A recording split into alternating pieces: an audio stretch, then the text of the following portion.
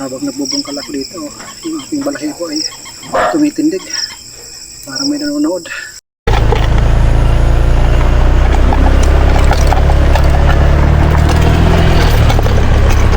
Maraming mga ibon dito sa kalsada pag umaga mga farmers. Nasa kalsada na. Dito yung aking mga kapitbahay. Sila Maana, Majana, Padunilo. Doon sa likod mga pinsan din yung misis yan. Bago bumaba doon sa aking munting farm, dito yung inyong makikita. Yan yung aking kapitbahay, kalapit na mga bahay. Dito naman yung pagliko papunta sa aking paraiso. Paraiso talaga. Grabe, walang ulan-ulan oh. Nasusunog na yung mga damo. Meron dito mga baka. Baka magkaroon tayo sa susunod. Itong daanan na ito, hindi lang ako yung dumadaan. Mayroon din mga dumadaan na taga doon sa mga unahan pa na lupa. Ang diretsyon nito ay gilid ng ilog. Papunta naman dito, liliko sa ating munting palasyo. May sasalubong na mga aking alaga dahil gutom na yan.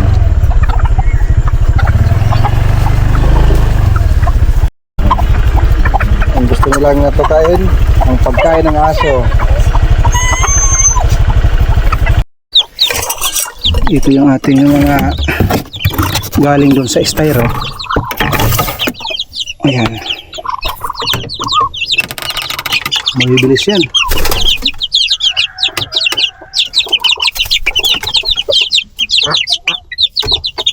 Tapos siguro ng malapit-lapit 2 months, napakawalan na natin dito sa baba.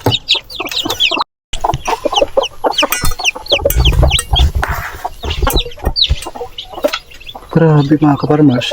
Ito naglilimlim. Maraming itlog yan. Ito, ang dami na ng itlog. Hindi pa rin naglilimlim.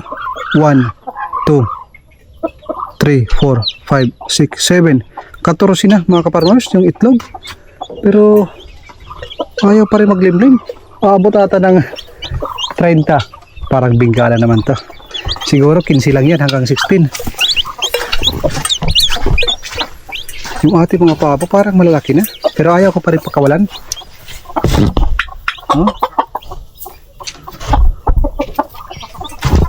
Yung isang native na yan, yan, iwan ko kung nasaan yung isa.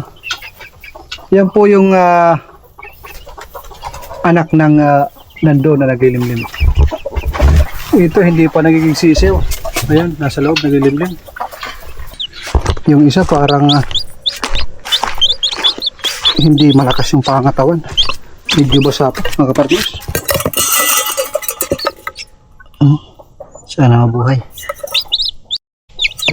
Ayan yung isa.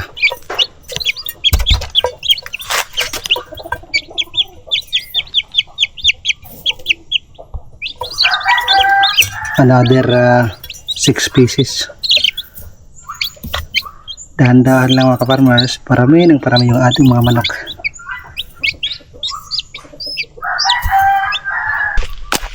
Magandang hapon mga kaparmers.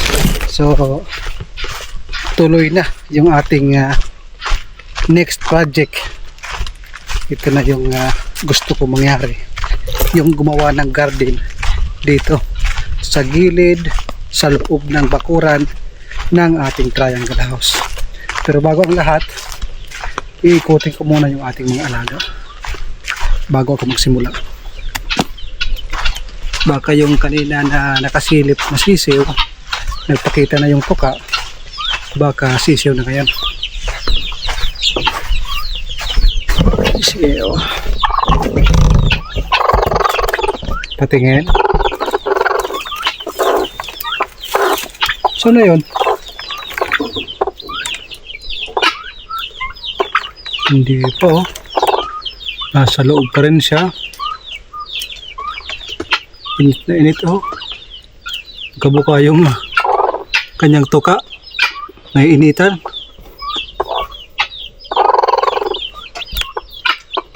crack natin ng konti. Sorry. Kaya natin sa gitna. Pinisil ko ng konti para medyo mag-crack, para hindi siya mahirapan lumabas. So ayan, ikot tayo sa ating mga alaga. Check kung wala bang namatay. Yung kapatid nito na maliit na native na manok, nawawala. Iwan ko lang kung nahalo sa iba or talagang kusang nawala. Ikot tayo mga kaparmers. Grabe yung ating papaya. Uhaw na uhaw. Sana umulan na. Medyo makulimlim ang langit pero hindi man lang umaambon.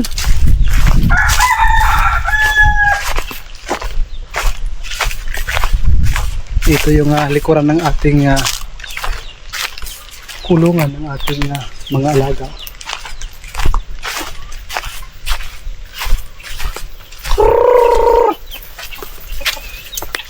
Wala pa. Alauna pa lang. Hindi pa pwedeng magpakain. Snack, baka pwede. Magbigay tayo. Marami tayo pwede makuha ng snack. Kung ano-ano lang. Snack sa ating mga alaga, wala akong problema. Lahat may paraan. Alis. Baka masama yung leeg.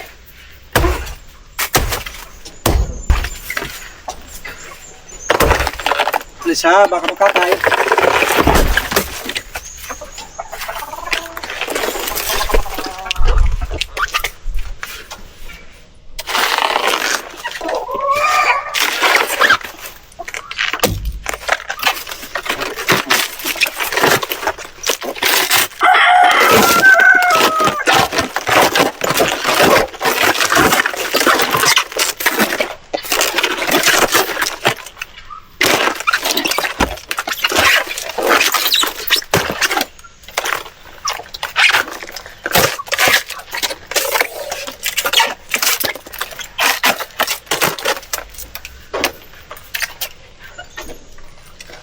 Hallelujah!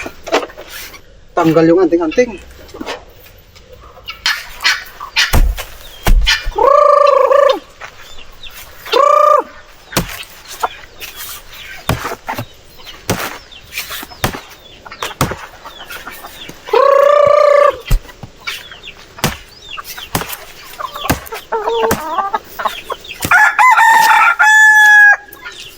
Ito mga kaparmers, gustong gusto ng ating mga alaga.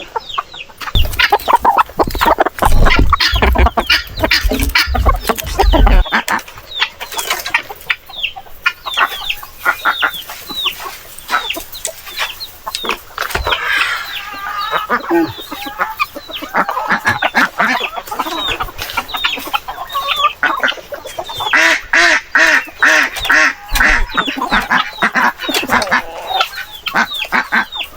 Kaysa itapon, kaya andun sa puno na mabulok, maganda yan pag snack sa ating mga alaga. Ang pinaka number 1 na kakainin nila, yung ubod ng saging. Yung mga namunga na saging na saba, sa gitna mayroon parang ubod. Yun po yung gustong gusto ng ating mga herders chicken.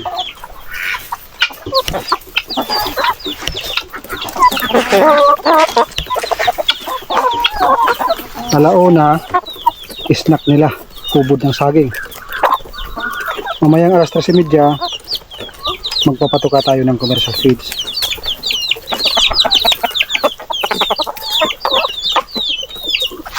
Sa atin naman painuman mga kaparmers, nung unang araw ko lang na-discover, naaalala niyo pa ba yung naglagay tayo ng oregano? Grabe mga kaparmers, napaka-effective. Alam nyo ba na noong unang mga araw, palagi kong problema, nangangamoy, nagkakaroon ng amoy yung tubig, lalo na yung pinaka-container na lalagyan ng inumin ng ating mga alaga. Simula nang naglagay tayo ng oregano, hindi na siya nangangamoy. Kahit yung tubig, abutan ng 3 days ako magpalit. 2 days, 3 days ako nagpapalit ng tubig.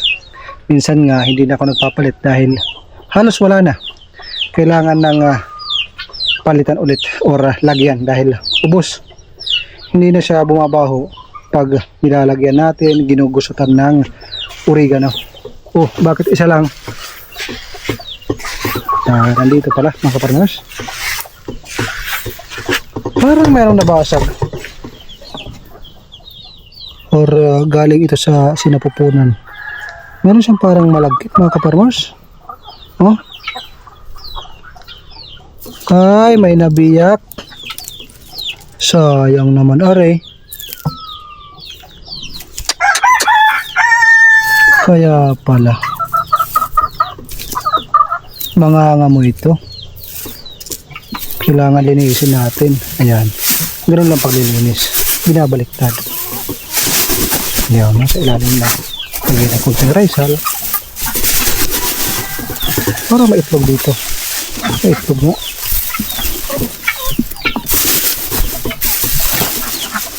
Saan na yung biyak na yun?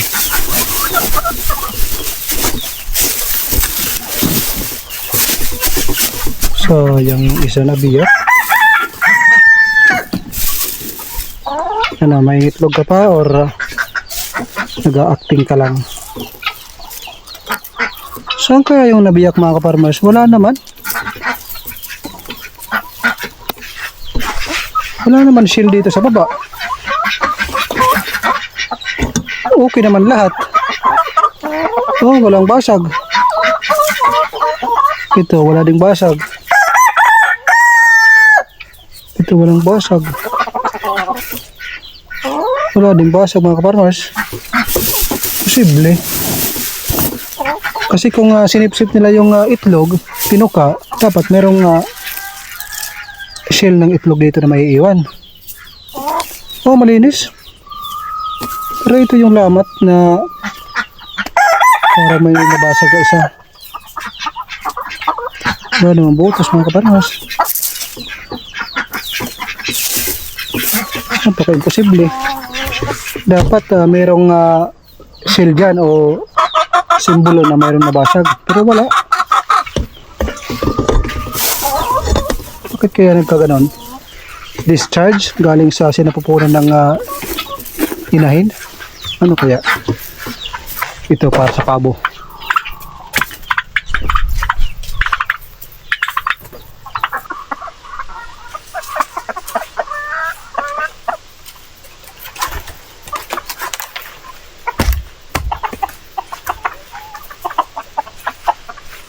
Katatanggal ko na ng puso noong unang araw. Ito na naman.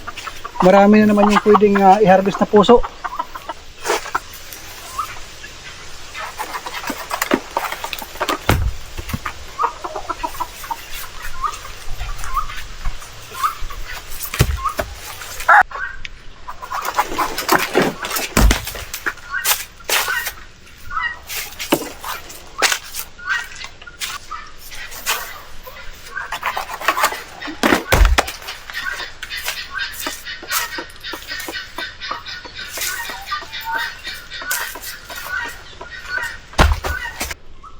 Naabutan ko yung isang native na manok. Kinakain niya yung banana blossom, yung mga nahulog galing sa taas. Oh, yung gitna yung kanyang kinakain. Tingin niya. Yan mga farmers, meron silang tinatanggal dito. Oh. Yan. Yan kinakain niya. Yan yung mga nalaglag na banana blossom. Ito hindi pa natatanggalan ng puso, kaya mayroon pang nalalaglag. Kasi once na natanggal na yan, wala na malalaglag. Ayan solo flight yung ating isang manok.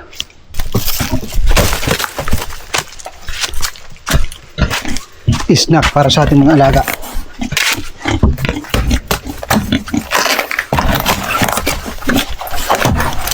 Pinapak agad mga kapanawas.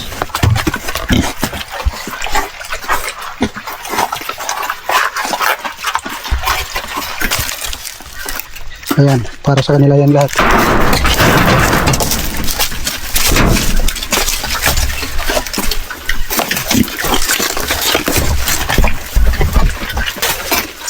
Unlimited yan. Kahit hindi na kayo kumain mamaya.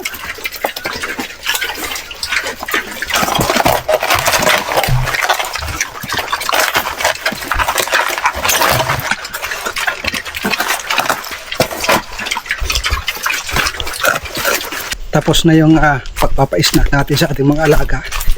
Snack pa lang yon. Mamaya alas 3:30 hanggang alas 4. Yan po yung ating pagpapakain. So ngayon, set up tayo para sa ating pangarap na garden. Kaya nga tayo lumayo sa city para mga freskong gulay yung ating makakain. Ito yung ating gagamitin ng mga material para sa pagbuo ng ating garden. 4 na ganito ang ating kakailanganin bawat kanto.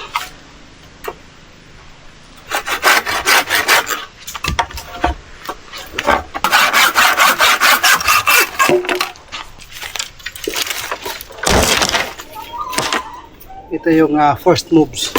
Wow. Ito talaga mga first moves. Siyempre, para organize. Ganito lang kasimple. Paano bumaba? Hindi rin ako marunong. Kaya, pagmasdan nyo na lang kung paano gumawa ang hindi marunong.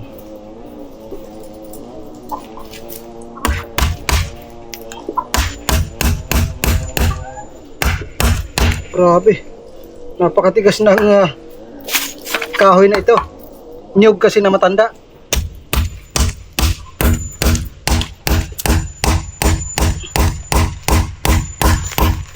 Tigas. Yan.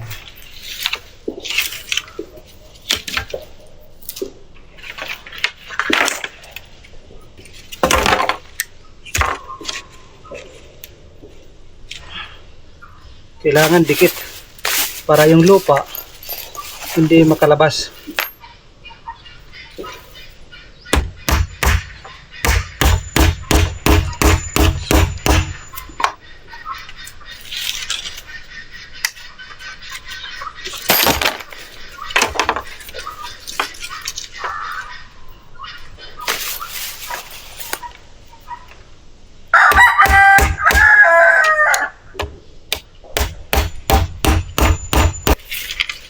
Si Uwak, umano na, tumatawag na, gutom na naman.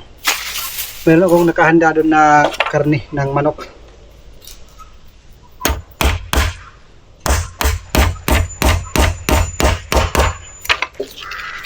Uwak, sumasagot na. After 1 month nito, tuturuan ko magpakain ng manok. Tuturuan ko dito. Wak. Tapos sa kabila.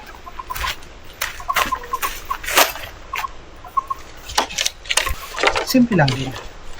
Lahat simple.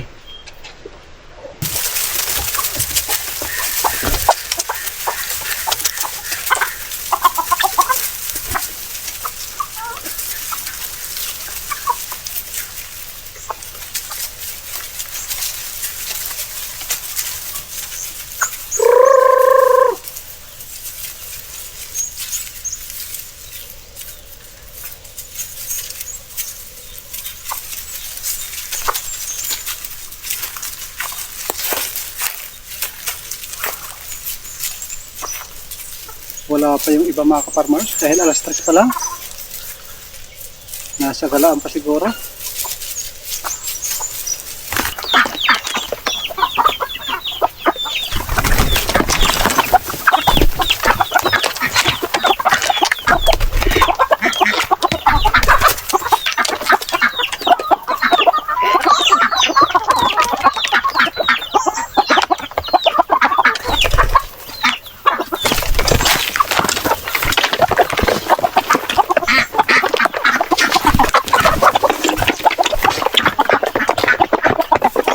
Yung mga kasaway.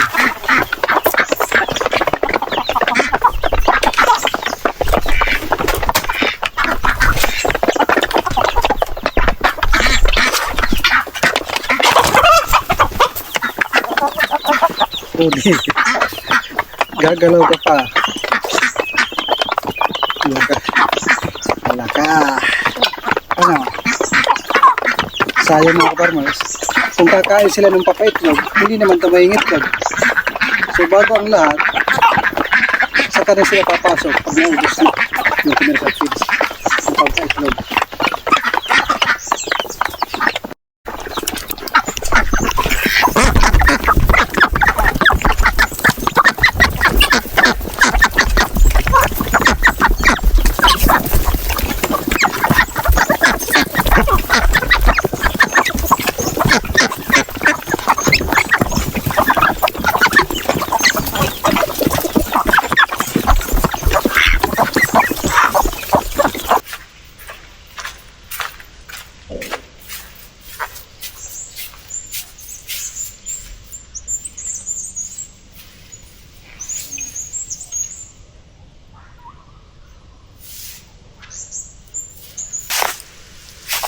Dito tayo magsisimula sa pinakadulo.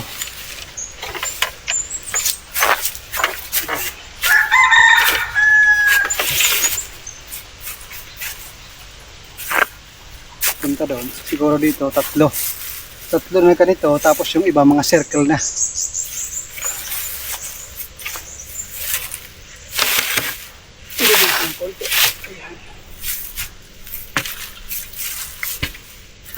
Kung pinaba yung mga ka-farmers, kailangan merong daanan. Dikit natin kung pwede.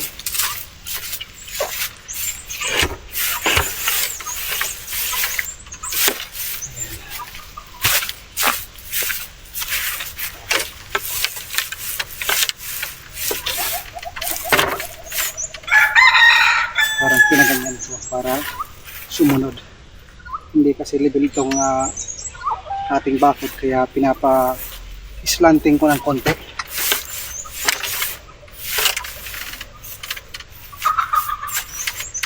Pagkatapos kong makagawa nito, ito yung mga frame, tatambakan ko ng mga pwedeng mabulok.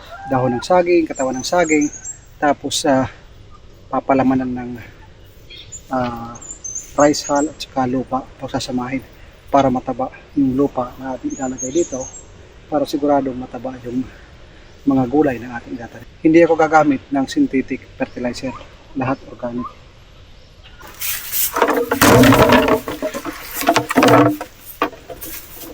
Itong pangalawa na ating gagawin, susubukan natin na buo na kawayan para mas matibay at patagal na panahon. Tatlo mga ka-farmers.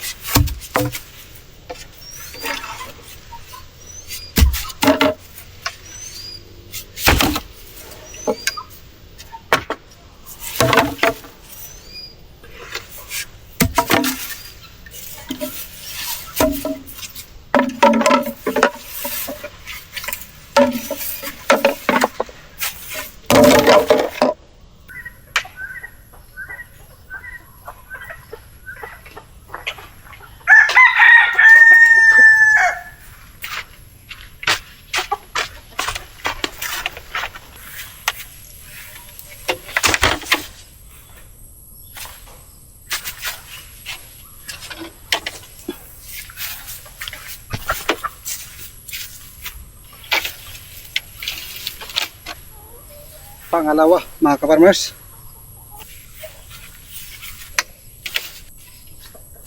ito yung pangalawa mga ka-farmers. Napakadali lang tingnan, no? Pero sa likod niyan maraming pawis ang tumulo, basa na yung aking damit. Kaya sa mga Facebook, YouTube na mga nakikita nyo na parang napakadali lang mag-build ng isang garden, mga highlight yung pinapakita, pero ang totoo sa likod nun, talagang maliligo ka sa pawis kung ikaw lang mag-isa o kahit dalawa kayo na gumagawa. 1, 2, isa dito, din doon yung mga circle. Dalawang frame lang yung akin natapos ngayon dahil hapon na ako nagsimula. Bibigyan ko ito ng mga 1 week para ma-develop yung ating garden. Paikot ho yan. Tapos yung gitna ay table kung saan preparation area, kung maghahanda tayo ng pagkain, mag-iihaw, at mayroong munting salo-salo. Gusto ko yung mayroong sari-saring gulay mga ka-farmers. Hindi na tayo bibili. O siya, babalik ako dito mamaya. Magsisirado lang ako ng flower shop. Sisirado ko lang, tapos kakain, and then balik na naman dito. Yan ang ating buhay pagdating sa Pilipinas. Good evening mga ka-farmers. So ayun, tulad ng aking sinabi, pagkatapos kong kumain ng dinner is babalik ako dito para sa mga gawain kung ano-ano. Maganda magtrabaho pag gabi dahil hindi mainit. Ikot muna tayo dito sa ating mga alaga. Kumustahin natin. Kita pa rin, di ba?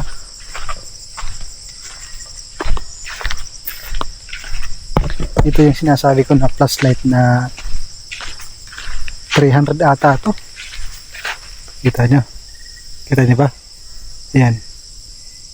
Nakikita nyo naman sa taas. Oh. Ayan. Talagang napakaliwanag. Sa halagang 300.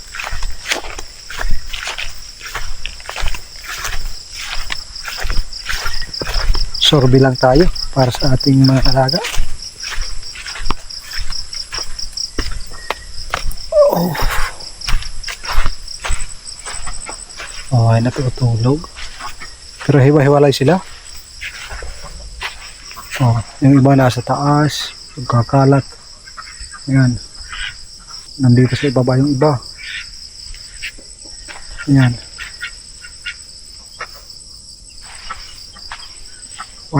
Dalawa lang yung giniya na nandito mga ka-farmers. Saan na kayo isa? Hindi lahat ng manok nandito natutulog.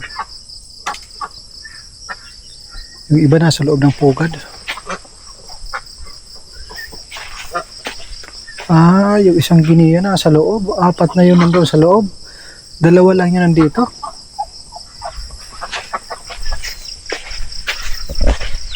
Ikot tayo. Gusto ko sanang gumawa ngayon ng flat. Tanggal yung anting-anting.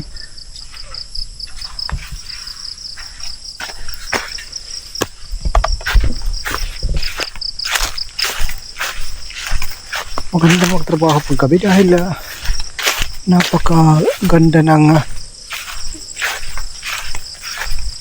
panahon. Hindi mainit.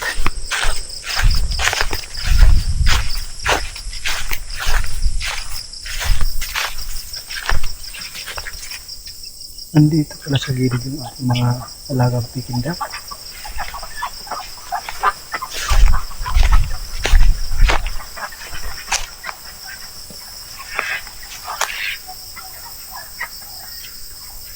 Isipin natin baka mayroong sawa na dahan-dahan na gumagapang. Hanap kaya tayo ng ibon mga ka-farmers para sa ating uwak. Hirap pala ng uwak na alaga. Karne ang gusto. Yan yung ating mga heritage chicken. Tutulog na. Yan talaga yung pasaway. Oh. Ayan yung isa. Yung isa na yan yung pasaway talaga. Mga ilang araw na lang. Malapit ka ng maglimlim sa kawali.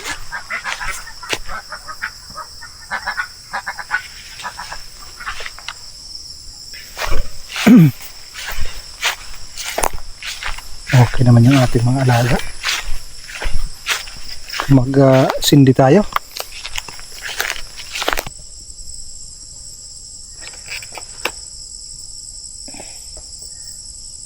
Kanina bago ako umalis,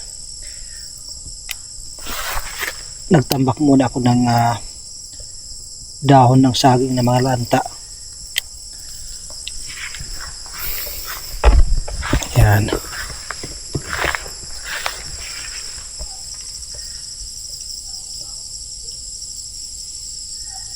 Para meron tayong bonfire. Lakas ang apoy niyan. Yan yung malaking puno ng Jubilina. Ito yung pinakamalaki na puno. Gusto kong dahan-dahan na mawala, kaya yan ako lagi nagsusunog. Sabi, nagliwanag.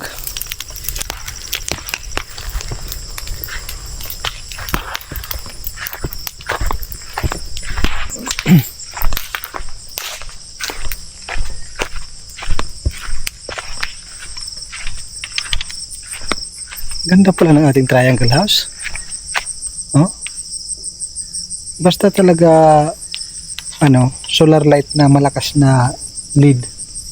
Nag-flickering yung camera. Pag nandito tayo sa taas ng ating triangle house, ito yung view na natin makikita. Ayun, hanggang doon sa labas. Kita kahit saan ka tumingin dito sa may bandang harapan hanggang dito sa gilid. Yan.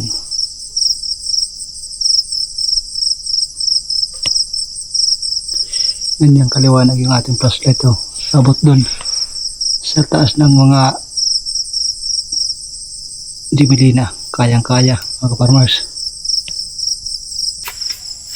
Dito yung ating natapos kanina. Dito naman, kung gagawin ko dito, dalawang flat papunta dun.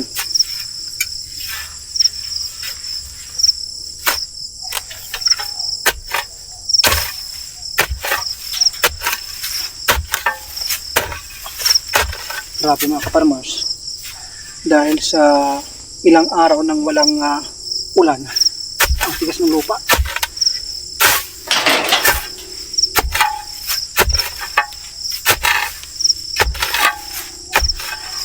Dito sa kabila, hindi na kailangan ng frame. Dito ay flat para medyo maiba naman.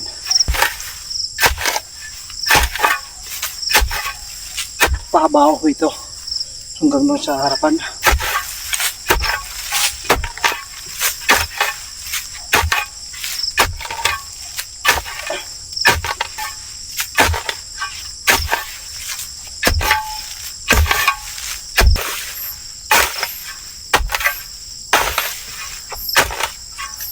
Grabe, napakakabal na damo.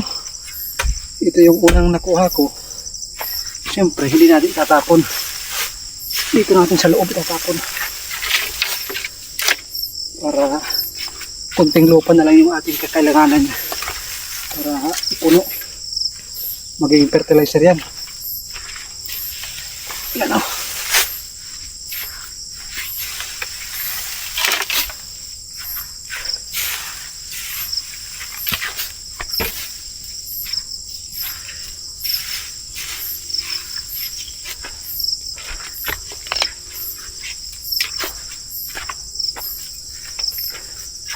Hanggang dito mga kaparmers para mayroong daanan sa likod.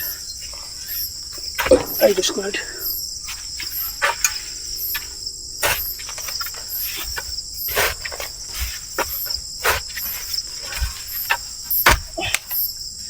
yung matigas yung kahoy.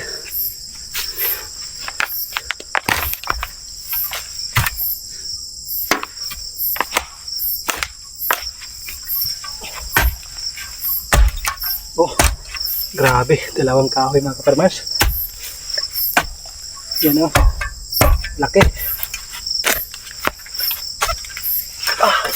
Hindi pala, buti hindi pailalim.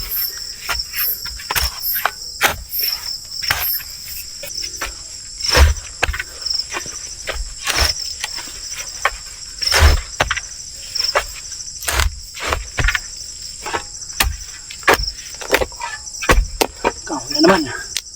Yan. Pero buti na lang. Medyo malambot na mga farmers. Para sa ating mga farmers na bago pala napadaan sa ating YouTube channel, baka pwede naman. Hindi naman siguro mabigat ang iyong pag-subscribe. Ayan po ay malaking tulong para sa akin at lalo na sa aking pamilya. So, kayod lang mga farmers.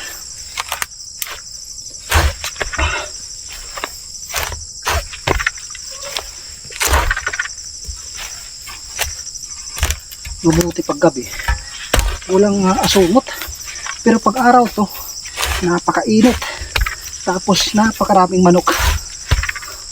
Sa bagay, nandito tayo sa loob ng bakuran natin, hindi naman nakakapasok, yung mga lumilipad lang dito, ano naman, tuod.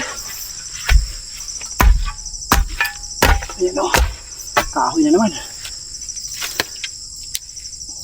Tapos na mga farmers, hanggang dito maikli lang yan sa camera, pero mahaba yung nagawa ko. Siguro mga 3 dipaho yan mga farmers.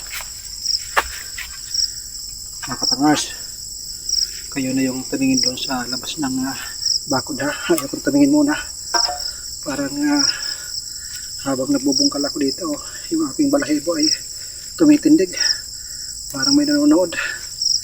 Pero sabi ko naman sa kanila, hayaan nyo na ako, nag-ano lang naman ako, naghahanap buhay, nagpapakabuhi. Marangal naman yung aking ginagawa para sa aking pamilya. Yan ang bahala, baka mayroon kayong nakikita, ako walang nakikita, ayaw kong tumingin. Liligo tayo sa pawis.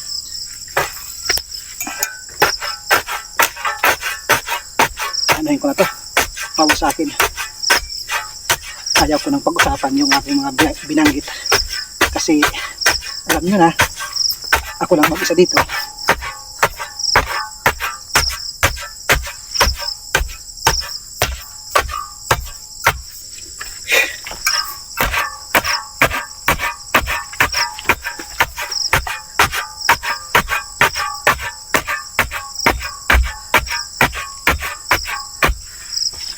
Meron kasi ako nakita na isang garden, talagang nakaka-inspire. Nakita ko sa Facebook, napakaganda, mga kawayan, mga nakadesign. Yun yung gusto kong gayahin. Yung paggawa niya, napakadali lang, yung mga highlight lang para ang pinapakita. Ito na yung actual. Hindi pala ganun kadali gumawa ng garden na inaasam natin. Nakakatanggal stress yung garden na nakikita. Kaso yung pagsisimula, nakaka-stress muna bago tayo papunta dun sa nakakatanggal ng stress.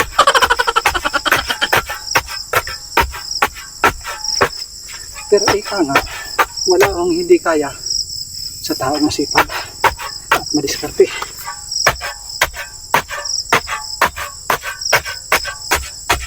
Sabi ni Mrs. asama siya daw dito. Sabi ko, wag na. Kasi suha mo na lang yung bata. Tapos yung flower shop, mag-post ka para makita ng ating kababayan. Magkapag-order sila, magkakalimutan. Flowers and bubbles, anywhere in Leyte, nag-deliver po kami. Selected area on Samar, car trunk. Marami na po kami napaiyak. Iwan ko lang kung nalulungkot o masaya sila. Basta makikita nyo yan sa aming Facebook page, yung aming mga car trunk surprise. Alam nyo, mag-isa lang ako dito, pero kita nyo kung gaano tayo kagana magtrabaho. Alam nyo kung bakit? Dahil yan sa ating mga kaparmers na mga positive yung mga comment.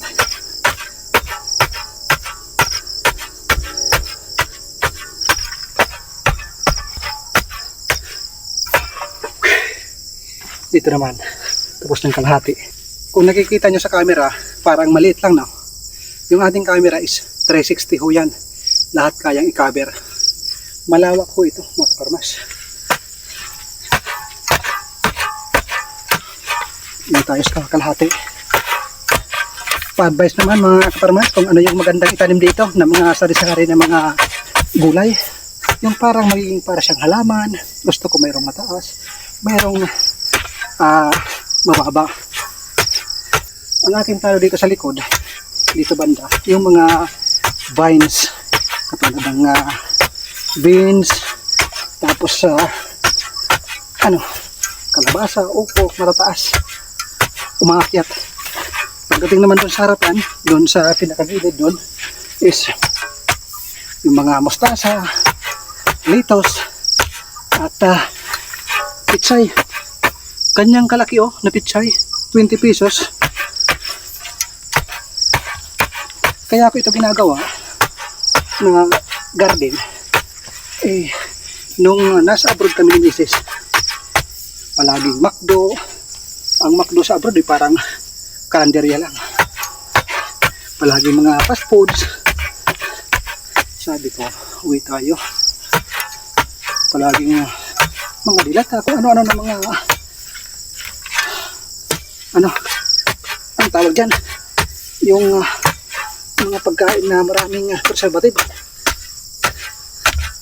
Gusto ko, sabi ko, uwi tayo. Lalo na si Mrs. health conscious yan. Yan kumakain ng manok. Tapos itlog na puti, yan kumakain. Kasi doon nga sa abroad is alam mo yung palagi ka nalang manok at saka itlog, nagkaroon siya ng medyo bukol-bukol, parang rashes. Marami ang nakakaganyan. Akala nyo lang masarap ang buhay sa abroad. Hindi lahat masarap. Yung magagandang sahod, uy, pinapauwi na ako ng kikik. Ano? Paano mga ka-farmers? Pinapauwi na ako ng kikik. Wag po. Ako lang ay naghahanap buhay. Instead, tulungan niyo ako. Wag naman. Baka pumunta dito. Tulungan ako. Ha? Nakakapagod na, nakakatakot. Salita niyo dyan. Sige lang. Hudi lang. Huwag mo lang akong kakagatin sa liig. Ang ganda. Farmers. Ayos. Bugusutin na lang natin. Maliliit na ito kaya na. Para malinis.